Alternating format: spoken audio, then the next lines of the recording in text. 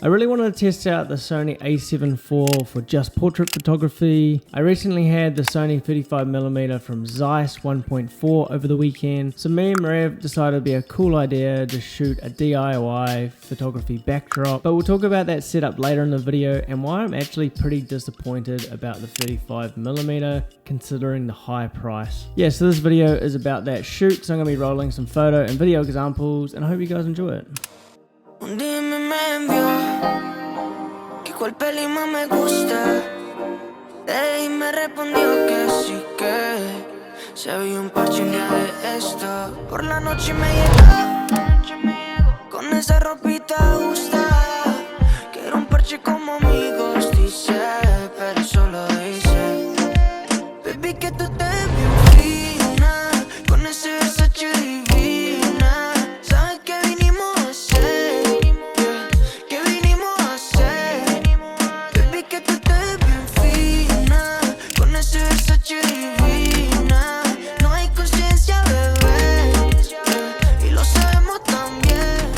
So the ZEISS 35mm is a really dreamy lens to shoot with. The autofocus was great while I was using the lens, and also when I was culling my photos, out of my selects, 1 out of 50 was out of focus. But the problem I actually have with the ZEISS 35mm is just actually not that sharp, which is super odd because my cheaper Samyang 24mm is much sharper, and that's less than half the price at 450 USD, while the ZEISS 35mm goes for 1000 USD. I did shoot wide open at 1.4, so if you stop down you'll get sharper results, but I just don't find that acceptable to not get sharp images at 1.4. And I did really like the bokeh at 1.4 on a 35mm. It's a very dreamy, nice look. I do like the look that the lens gives you of like a very soft portrait look, but I'd rather do that using a mist filter or even using Photoshop in post.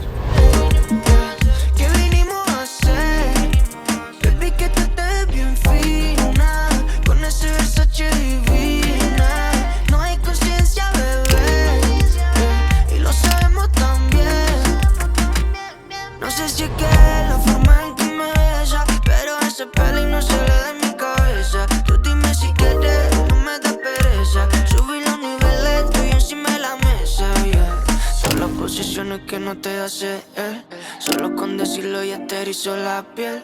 Yo soy all inclusive mejor que un motel y tú lo sabes. Baby, que tú te bien fina con ese Versace divina. Sabes que vinimos a hacer. So the backdrop we ended up using was these two newer stands. They are quite heavy duty ones and quite expensive. I'll link some cheaper alternatives down below, and just a PVC pipe. You can actually buy a backdrop support stand for about 50 USD. That's just quite a cheap one. I bought the white sheet off Amazon. I think it was like 15 bucks. I'll link it down below. If you're gonna buy a white sheet, make sure you get a polyester blend. It doesn't crimple as much, but it still gives you that wavy kind of look. It just looks more dreamy in my opinion, and it's also cheaper. So a real cheap setup for this photography backdrop would be about $65 USD.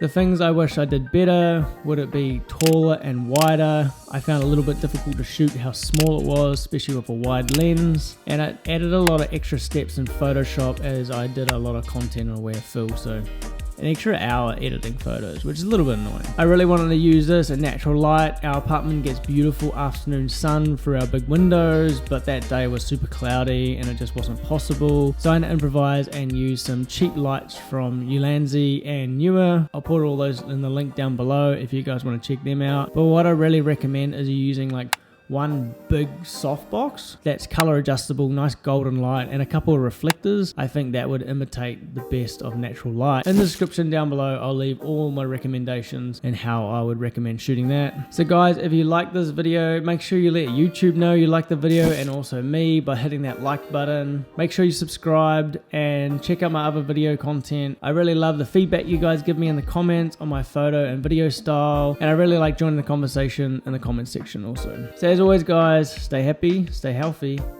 and we'll see you next week.